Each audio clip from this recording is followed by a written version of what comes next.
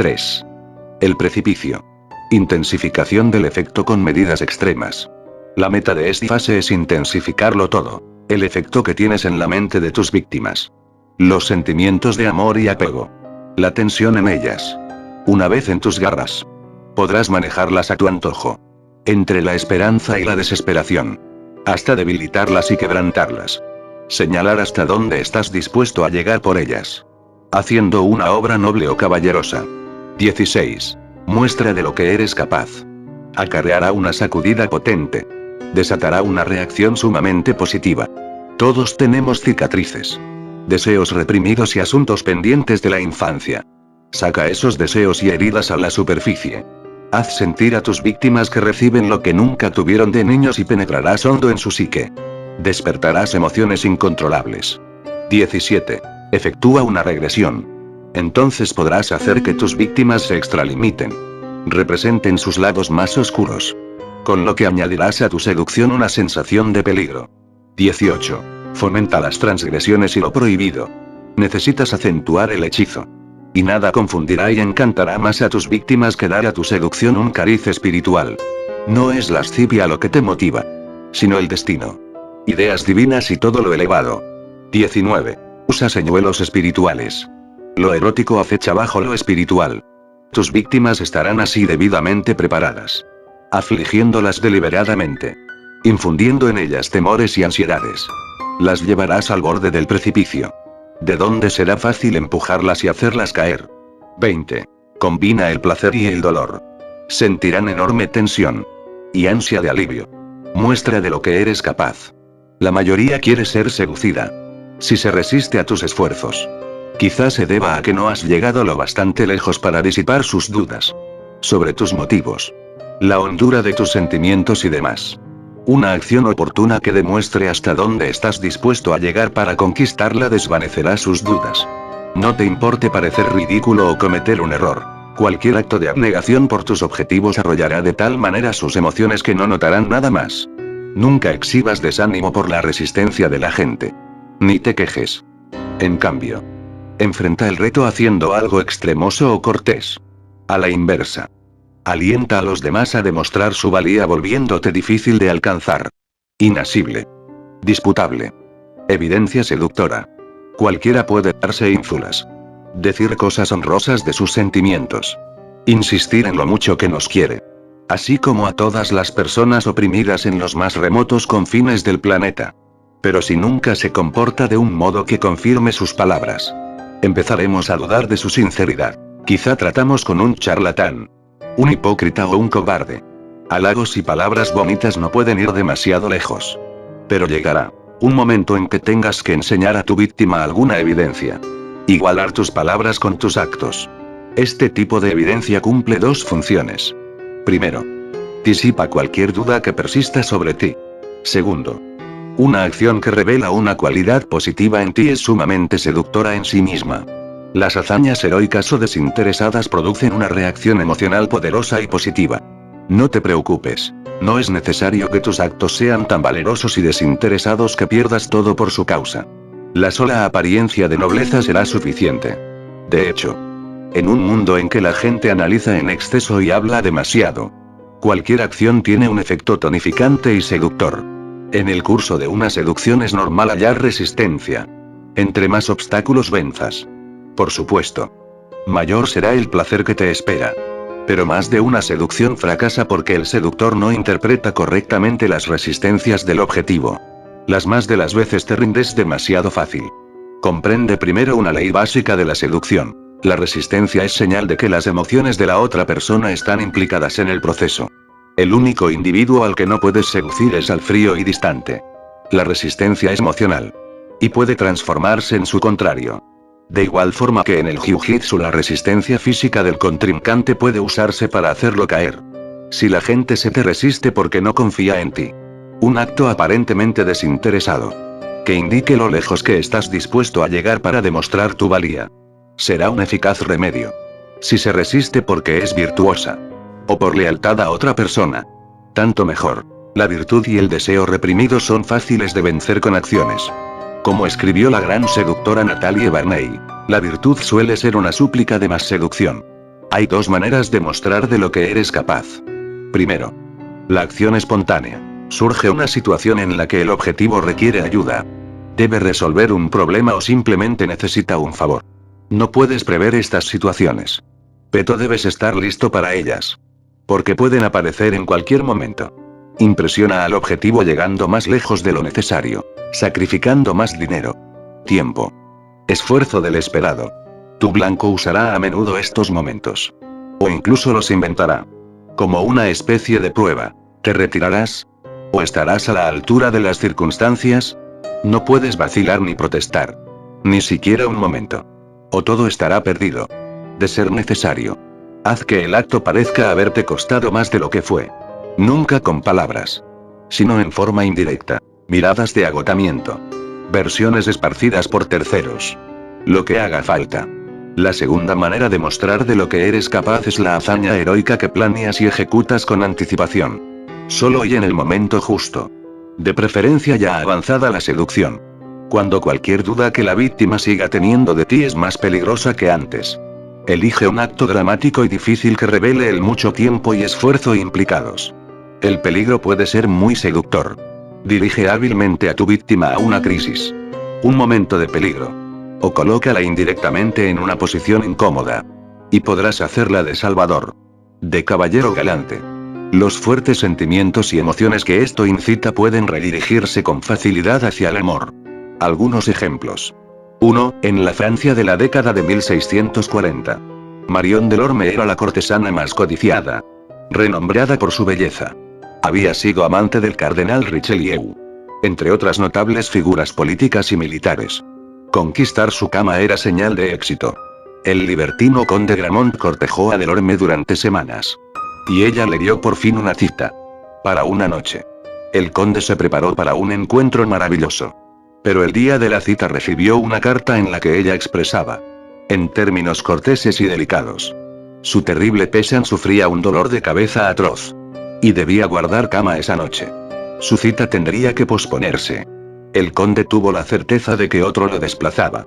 Porque Delorme era tan caprichosa como bella. Gramont no titubeó. Al anochecer cabalgó hasta el Marais. Donde vivía Delorme. Y exploró los alrededores. En una plaza cerca de la casa de ella vio a un hombre aproximarse a pie. Tras reconocer al duque de Brissac. Supo de inmediato que él lo suplantaría en la cama de la cortesana. Brissac pareció disgustado de tropezar con el conde. Así que Gramont se acercó a toda prisa a él y le dijo: Brissac. Amigo. Debes hacerme un favor de la mayor importancia. Tengo una cita. Por primera vez. Con una mujer que vive cerca de aquí. Y como esta visita es solo para concertar medidas. Mi estancia será muy breve. Ten la bondad de prestarme tu capa. Y de pasear un rato a mi caballo. Hasta mi regreso. Pero. Sobre todo. No te alejes de este sitio. Sin esperar respuesta. Gramont tomó la capa del duque y le tendió la brida de su caballo. Al volverse atrás. Vio que Brissac lo miraba. Así que fingió entrar a una casa.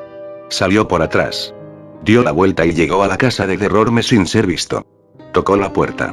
Y una criada. Confundiéndolo con el duque. Lo dejó pasar. Marchando directamente a la cámara de la dama. La encontró tendida en un sofá. Con un fino vestido. Se quitó la capa de Brissac. Y ella lanzó un grito. Asustada. ¿Qué pasa? ¿Hermosa? Preguntó él. Parece que ya no le duele la cabeza. Ella pareció ofendida. Exclamó que aún sufría e insistió en que él se retirara. Ella podía. Dijo. Hacer o deshacer citas. Madame. Replicó tranquilamente Gramont. Sé que le preocupa. Teme que Brissac me halle aquí. Pero puede estar tranquila a ese respecto. Abrió entonces la ventana y dejó ver a Brissac afuera. En la plaza. Paseando diligentemente un caballo. Como cualquier mozo de cuadra. Parecía ridículo. Delorme echó a reír. Lanzó los brazos al conde y exclamó. Mi querido caballero. No puedo más. Usted es demasiado amable y excéntrico para no ser perdonado. Él le contó el lance. Y ella prometió que el duque podría ejercitar caballos toda la noche. Pues no lo dejaría entrar. Hicieron una cita para la noche siguiente. Fuera. El conde devolvió la capa. Se disculpó por tardar tanto y dio las gracias al duque. Brissac se mostró sumamente gentil. E incluso sujetó el caballo de Gramont para que éste montara y le hizo adiós con la mano al partir. Interpretación. El conde Gramont sabía que la mayoría de los aspirantes a seductores se rinden muy fácilmente, confundiendo el capricho o la aparente frialdad con una señal de genuina falta de interés. De hecho, eso puede significar muchas cosas. Quizá esa persona te está poniendo a prueba, preguntándose si hablas en serio. La conducta quisquillosa corresponde justo a este tipo de prueba. Si te rindes a la primera señal de dificultad, es obvio que no quieres tanto a tu víctima. O podría ser que ella esté insegura acerca de ti. O intente elegir entre otra persona y tú. En cualquier caso, es absurdo darse por vencido. Una muestra incontrovertible de lo lejos que estás dispuesto a llegar aplastará toda duda. Y también derrotará a tus rivales. Porque la mayoría de la gente es tímida. Teme hacer el ridículo y rara vez corre riesgos. Al tratar con objetivos difíciles o renuentes, lo mejor suele ser improvisar. Como lo hizo Gramont. Si tu acción parece súbita y sorpresiva, los emocionará más. Los relajará. Un poco de recopilación indirecta de información, algo de espionaje es siempre una buena idea. Pero lo más importante es el espíritu con que acometes tu prueba. Si estás de buen humor y animado. Si haces reír al objetivo. Mostrando tu valía y divirtiéndolo al mismo tiempo. No importará si echas todo a perder. O si él ve que has empleado algunas artimañas. Cederá al agradable ánimo que has creado. Advierte que el conde nunca se quejó ni enojó. Ni se puso a la defensiva. Todo lo que tuvo que hacer fue jalar la cortina y dejar ver al duque paseando al caballo. Derritiendo con risas la resistencia de Guilorme. En un acto bien ejecutado. Demostró lo que era capaz de hacer por una noche de sus favores. 2. Paulina Bonaparte. La hermana de Napoleón. Tuvo al paso de los años tantas aventuras con hombres que los médicos temían por su salud. No podía permanecer con un hombre más que unas cuantas semanas. La novedad era su único placer. Luego de que Napoleón la casó con el príncipe Camilo d'Orcfiese. En 1803. Sus aventuras no hicieron más que multiplicarse. Así. Cuando conoció al gallardo mayor Jules de Canouville. En 1810. Todos supusieron que esa aventura no duraría más que las otras. Claro que el mayor era un soldado condecorado. Un hombre instruido y un consumado bailarín. Así como uno de los caballeros más apuestos del ejército. Pero Paulina, de 30 años entonces, había tenido romances con docenas de hombres que habrían podido igualar ese currículo. Días después de iniciado el romance, el dentista imperial llegó a casa de Paulina. Un dolor de muelas le había causado noches de insomnio. Y el dentista determinó que debía extraer el diente malo de inmediato. En ese entonces no se usaban calmantes. Y mientras el hombre empezaba a sacar sus diversos instrumentos, Paulina se aterró. Pese a su dolor de muelas, cambió de opinión y se negó a ser intervenida. El mayor Canouville estaba tendido en un sofá, con un manto de seda. Al percatarse de todo, intentó animar a Paulina a someterse. Un momento o dos de dolor y eso habrá terminado para siempre, una niña lo aguantaría sin chistar. Me gustaría verte hacerlo, replicó ella. Canouville se puso de pie. Se acercó al dentista. Escogió una muela al fondo de su propia boca y ordenó que se la sacaran. Una muela perfectamente sana fue extraída. Y Canouville apenas si pestañeó. Luego de esto, Paulina no solo dejó que el dentista hiciera su trabajo, sino que, además, su opinión de Canouville cambió. Ningún hombre había hecho jamás algo parecido por ella. Este romance estaba destinado a durar unas cuantas semanas. Pero entonces se alargó. Eso no complació a Napoleón. Paulina era una mujer casada. Romances cortos le estaban permitidos. Pero una relación seria era vergonzosa. Envió a Canouville a España para llevar un mensaje a un general. La misión tardaría semanas. Y entre tanto Paulina encontraría a otro. Pero Canouville no era un amante promedio. Cabalgando día y noche, sin detenerse a comer ni dormir, llegó a Salamanca en unos días. Ahí se enteró de que no podía llegar más lejos, pues las comunicaciones estaban interrumpidas. Así que, sin esperar nuevas órdenes, regresó a París, sin escolta, por territorio enemigo. Apenas pudo reunirse brevemente con Paulina, Napoleón lo mandó de vuelta a España. Pasaron meses antes de que se le permitiera volver por fin, pero cuando lo hizo, Paulina reanudó de inmediato su romance. Inaudito acto de lealtad de su parte. Esta vez Napoleón envió a Cannovilla a Alemania. Y finalmente a Rusia, donde murió valientemente en la batalla de 1812. Fue el único amante que Paulina esperó. Y el único al que guardó luto. Interpretación. En la seducción. Llega un momento en que el objetivo comienza a enamorarse de ti. Pero de pronto retrocede. Tus motivos han empezado a parecer dudosos. Quizás solo persigues favores sexuales. Poder o dinero. Casi toda la gente es insegura. Y dudas como esas pueden arruinar la ilusión de la seducción. En su caso, Paulina Bonaparte estaba acostumbrada a usar a los hombres para el placer. Y sabía perfectamente bien que, por su parte, ellos también la usaban. Era totalmente cínica. Pero las personas suelen servirse del cinismo para cubrir su inseguridad. La ansiedad secreta de Paulina era que ninguno de sus amantes la había querido de verdad. Que los hombres solo habían deseado de ella favores sexuales o políticos. Cuando Cannoville mostró, con actos concretos, los sacrificios que podía hacer por ella su muela, su carrera, su vida, transformó a una mujer sumamente egoísta en una amante ferviente. La reacción de ella no fue del todo desinteresada. Los actos de Cannoville halagaron su vanidad. Si Paulina podía inspirar en él tales acciones, debía valer la pena. Pero si él apelara al lado noble de su naturaleza, ella también tenía que estar a la altura. Y mostrar su valía siéndole fiel. Efectuar tu proeza lo más gallarda y cortésmente posible elevará la seducción a un nuevo plano. Incitará hondas emociones y disimulará todos los motivos ocultos que puedas tener. Tus sacrificios deben ser visibles. Hablar de ellos. O explicar lo que te costaron. Parecerá presunción. Deja de dormir. Enférmate. Pierde tiempo valioso.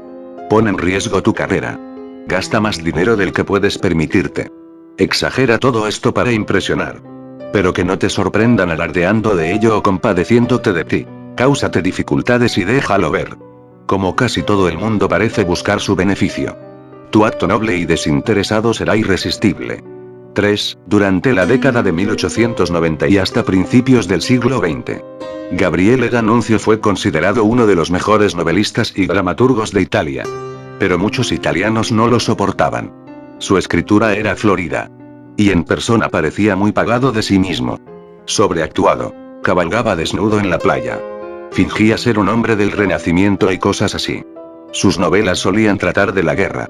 Y de la gloria de enfrentar y vencer a la muerte. Tema entretenido para alguien que en realidad jamás había hecho tal cosa. Así. A principios de la Primera Guerra Mundial. No sorprendió a nadie que D'Annunzio encabezara el llamado a la incorporación de Italia a los aliados y su entrada a la refriega. A donde se mirara, ahí estaba él. Pronunciando un discurso a favor de la guerra. Campaña que tuvo éxito en 1915. Cuando Italia declaró finalmente la guerra a Alemania y Austria. Hasta entonces el papel de D'Annunzio había sido totalmente predecible. Pero lo que sorprendió a los italianos fue lo que ese hombre de 52 años hizo después. Alistarse en el ejército. Nunca había servido en las fuerzas armadas. Se mareaba en los barcos. Pero fue imposible disuadirlo. Las autoridades le dieron al fin un puesto en una división de caballería. Con la esperanza de mantenerlo fuera de combate. Italia tenía poca experiencia de guerra. Y su ejército era un tanto caótico. Por alguna razón los generales perdieron de vista de D'Annunzio. Quien de todos modos había decidido dejar su división de caballería y formar sus propias unidades. Después de todo era un artista. Y no fue posible someterlo a la disciplina militar. Haciéndose llamar comandante. Él se sobrepuso a su mareo habitual y realizó una serie de osados ataques. Dirigiendo a medianoche grupos de lanchas de motor contra puertos austríacos y disparando torpedos contra barcos anclados. Asimismo, aprendió a volar. Y comenzó a encabezar misiones peligrosas. En agosto de 1915 voló sobre la ciudad de Trieste. Entonces en manos enemigas. Y arrojó banderas italianas y miles de volantes con un mensaje de esperanza. Escrito con su estilo inimitable. El fin de su martirio está cerca. El amanecer de su dicha es inminente. Desde las alturas del cielo. En las alas de Italia. Lanzo esta promesa. Este mensaje salido de mi corazón. Volaba a alturas inauditas para la época. Y en medio de cerrado fuego enemigo. Los austríacos pusieron precio a su cabeza. En una misión en 1916. D'Annunzio cayó sobre su ametralladora. lesionándose permanentemente un ojo y dañando de gravedad el otro. Cuando se le dijo que sus días de vuelo habían terminado, convaleció en su casa en Venecia. En ese entonces se creía en general que la mujer más bella y elegante de Italia era la condesa Morosini, examante del Kaiser alemán. Su palacio se encontraba en el Gran Canal, frente a la casa de D'Annunzio. Ella se vio asediada entonces por cartas y poemas del escritor soldado, en los que éste combinaba detalles de sus hazañas de vuelo con declaraciones de amor.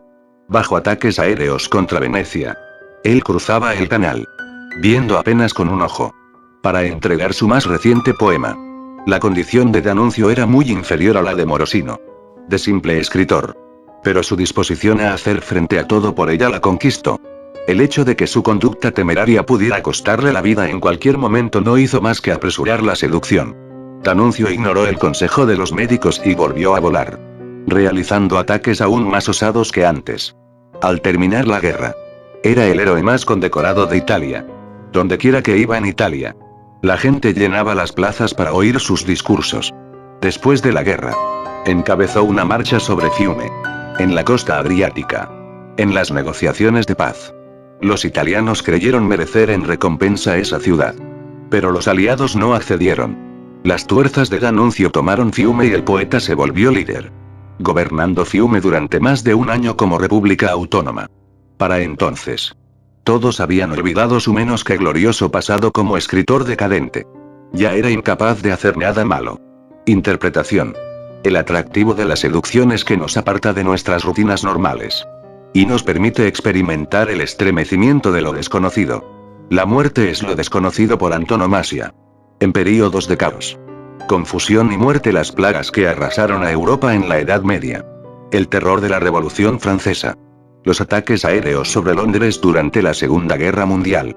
La gente suele abandonar su usual cautela y hacer cosas que nunca haría en otras circunstancias. Experimenta entonces una especie de delirio. Hay algo muy seductor en el peligro, en lanzarse a lo desconocido. Muestra que tienes una vena temeraria y una naturaleza intrépida, que careces del habitual temor a la muerte, e instantáneamente fascinarás a la mayor parte de la humanidad. Lo que exhibes en este caso no es lo que sientes por otra persona, sino algo de ti mismo, que estás dispuesto a aventurarte. No eres un hablador y fanfarrón más. Esta es una receta para el carisma instantáneo. Cualquier figura política, Churchill, De Gaulle, Kennedy que se haya probado en el campo de batalla posee un atractivo inigualable. Muchos pensaban que D'Annunzio era un mujeriego fatuo. Su experiencia en la guerra le otorgó un lustre heroico, un aura napoleónica. De hecho, siempre había sido un seductor eficaz. Pero entonces se volvió mucho más atractivo. No necesariamente tienes que arriesgarte a morir, pero exponerte a ello te concederá una carga seductora. Con frecuencia es mejor hacer esto ya avanzada la seducción, momento para el cual ese acto será una agradable sorpresa. ¿Estás dispuesto a entrar a lo desconocido? No. Hay persona más seductora que la que ha tenido un roce con la muerte. La gente se sentirá atraída a ti. Quizá espere que se le pegue parte de tu espíritu aventurero. 4. Según una versión de la leyenda artúrica, el gran caballero Lancelot vislumbró en una ocasión a la reina Guinevere, la esposa del rey Arturo. Y con eso bastó. Se enamoró locamente. Así, cuando recibió la noticia de que la reina había sido raptada por un caballero malévolo, no titubeó, olvidó sus demás tareas caballerescas y salió a toda prisa en su búsqueda. Su caballo no resistió la persecución, así que él continuó a pie. Por fin pareció hallarse cerca, pero estaba exhausto y no podía más. Una carreta tirada por caballos pasó por ahí. Iba llena de hombres encadenados, de aspecto repugnante. En aquellos días era tradición disponer a los criminales asesinos, traidores, cobardes, ladrones en carretas como esa, que luego recorrían cada calle de la ciudad para que la gente los viera. Una vez que alguien viajaba en la carreta, perdía todos sus derechos feudales por el resto de su vida. La carreta era un símbolo tan terrible que, al ver una vacía, la gente temblaba y se persignaba. Aún así, Lancelot abordó al conductor, un enano. En nombre de Dios, dime si has visto a mi señora la reina pasar por este camino. Si quieres subir a esta carreta, respondió el enano, mañana sabrás qué ha sido de la reina. Y avanzó. Lancelot vaciló durante 2 pasos de caballo, Pero luego corrió tras la carreta y trepó en ella. Dondequiera que la carreta pasaba, los lugareños la imprecaban. Tenían especial curiosidad por el caballero entre los pasajeros. ¿Cuál era su crimen? ¿Cómo moriría? ¿Desollado? ¿Ahogado? ¿Quemado en la hoguera? Por fin el enano le permitió bajar. Sin una palabra sobre el paradero de la reina. Peor aún. Nadie se acercaba ni hablaba con Lancelot. Porque había estado en la carreta. Él siguió buscando a la reina. Y en todas partes era injuriado. Escupido y desafiado por otros caballeros. Había deshonrado la caballería al viajar en la carreta. Pero nadie pudo detenerlo ni retrasarlo. Y él descubrió finalmente que el raptor de la reina era el malvado Meleagante. Le dio caza y se enfrentaron a duelo. Aún debilitado por la búsqueda. Pareció que Lancelot estaba por ser derrotado. Pero cuando supo que la reina presenciaba la batalla, recobró su fuerza. Y estaba a punto de matar a Meleagante cuando se declaró una tregua. Guinevere le fue entregada. Lancelot podía apenas contener la dicha al pensar que por fin estaba en presencia de su dama. Pero para su consternación, ella parecía molesta. Y no miraba a su salvador. Dijo ella al padre de Meleagante: Señor, en verdad que él ha malgastado sus esfuerzos. Siempre negaré estarle agradecida. Esto mortificó a Lancelot. Pero no se quejó. Mucho después, tras soportar innumerables pruebas más, Guinevere cedió al fin. Y se hicieron amantes. Un día él le preguntó si cuando fue raptada por Meleagante había sabido de la historia de la carreta. Y de que él había deshonrado la caballería. ¿Era esa la causa de que ella lo hubiera tratado tan fríamente ese día? La reina contestó: al demorarte 2 pasos, mostraste tu renuencia a subir. A decir verdad, ese fue el motivo de que no quisiera verte ni hablar contigo. Interpretación. La oportunidad de ejecutar tu acto desinteresado suele presentarse de repente. Tienes que demostrar tu valía en un instante. En el acto. Podría tratarse de una situación de rescate. Un regalo o favor por hacer. Una petición súbita de dejar todo para prestar ayuda. No importa si procedes precipitadamente. Cometes un error o haces algo ridículo. Sino que actúes en beneficio de la otra persona sin pensar en ti ni en las consecuencias. En momentos así, un titubeo, aún por unos cuantos segundos, puede arruinar el esmerado trabajo de tu seducción. Y revelar que estás absorto en ti mismo. Que eres cobarde y poco cortés. Esta es por lo menos la moraleja de la versión de Chrétien de Troyes. Del siglo I Shii. De la historia de Lancelot. Recuerda, no solo importa lo que haces, sino también cómo lo haces. Si eres naturalmente ensimismado, aprende a esconderlo. Reacciona lo más espontáneamente que puedas. Y exagera el efecto pareciendo nervioso, sobreexcitado e incluso ridículo. El amor te ha llevado hasta ese punto. Si tienes que saltar a la carroza por el bien de Guinevere, cerciórate de que ella vea que lo haces sin la menor vacilación. 5. En Roma. Alrededor de 1531. Corrió la voz acerca de una joven sensacional. Llamada Tullia d'Aragona. Para los estándares del periodo, Tullia no constituía una belleza clásica. Era alta y delgada. En una época en que la mujer robusta y voluptuosa era considerada ideal. Además, carecía del empalago y las risillas de la mayoría de las jóvenes que ansiaban la atención masculina. No. Su cualidad era más noble. Su latín era perfecto.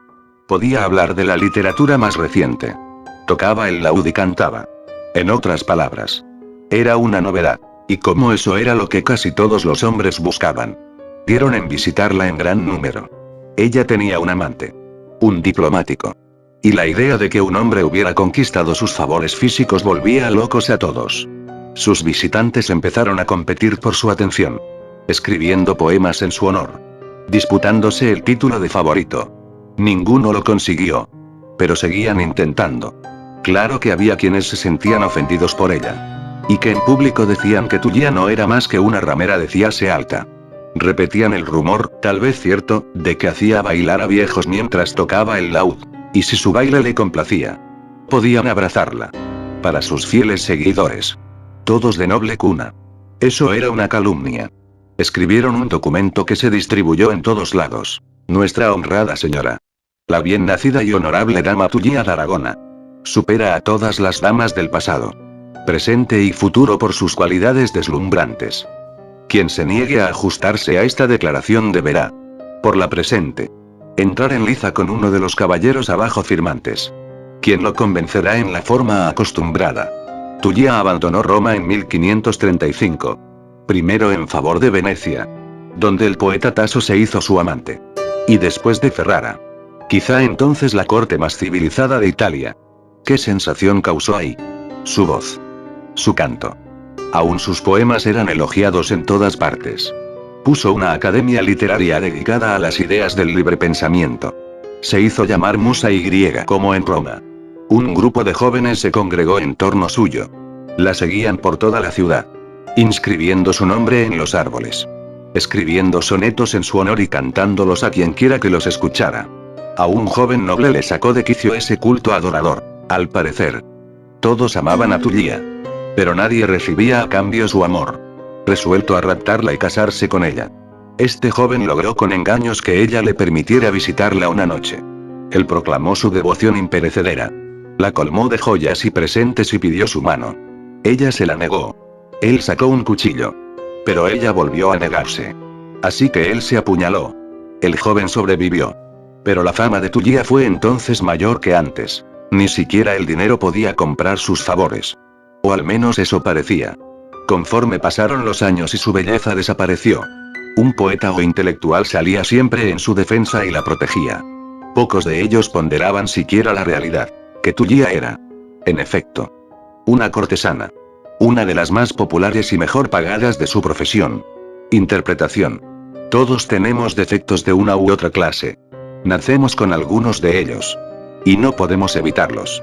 Tullia tenía muchos de esos defectos. Físicamente. No era el ideal del Renacimiento. Asimismo.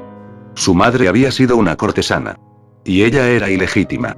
Pero a los hombres que caían bajo su hechizo no les importaba. Estaban demasiado trastornados por su imagen. La de mujer elevada. Para conquistar a la cual había que pelear. Su actitud procedía directamente de la Edad Media. De los días de los caballeros y trovadores. Entonces. Una mujer. Habitualmente casada. Podía controlar la dinámica de poder entre los sexos retirando sus favores hasta que el caballero demostrara de algún modo su valía y la sinceridad de sus sentimientos. Podía enviársele a una búsqueda. O obligársele a vivir entre leprosos. O a competir por el honor de ella en una justa posiblemente fatal. Y tenía que hacer esto sin quejarse. Aunque los días de los trovadores se extinguieron hace mucho tiempo. La pauta permanece. A un hombre en realidad le agrada poder demostrar su valor. Ser desafiado. Competir. Sufrir pruebas y tribulaciones y salir victorioso. Tiene una vena masoquista. A una parte suya le gusta sufrir. Y por extraño que parezca. Entre más exige una mujer. Más digna parece. Una mujer fácil de obtener no puede valer gran cosa. Haz que los demás compitan por tu atención. Muestren de algún modo de lo que son capaces. Y verás cómo aceptan el reto. La vehemencia de la seducción aumenta con estos desafíos. Demuéstrame que me amas de verdad. Cuando una persona, de cualquier sexo, está a la altura de las circunstancias. De la otra suele esperarse que haga lo mismo. Y la seducción se agudiza. Al hacer que la gente demuestre su valía. Aumentas asimismo tu valor y encubres tus defectos. Tus objetivos están demasiado ocupados probándose para notar tus faltas e imperfecciones. Símbolo. El torneo. En el campo. Con sus brillantes pendones y enjaezados caballos. La dama ve a los caballeros pelear por su mano. Los ha oído declarar su amor de rodillas. Sus canciones interminables y bellas promesas. Son muy buenos para eso. Pero entonces suena la trompeta y empieza el combate. En el torneo no puede haber farsa ni vacilación. El caballero al que ella elija deberá tener sangre en el rostro. Y algunas fracturas. Reverso. Al tratar de demostrar que eres digno de tu objetivo. Recuerda que cada blanco ve las cosas de manera diferente. Una exhibición de destreza física no impresionará a alguien que no valora la habilidad física. Solo indicará que buscas atención. Ufanarte. Los seductores deben adaptar su modo de mostrar de lo que son capaces a las dudas y debilidades del seducido. Para algunos. Las palabras bellas son una prueba mejor que los hechos temerarios. En particular si han sido escritas. Con estas personas. Manifiesta tus sentimientos en una carta. Otro tipo de prueba física. Con más atractivo poético que una acción ostentosa. Conoce bien a tu objetivo. Y dirige tu evidencia seductora a la fuente de sus dudas y su resistencia.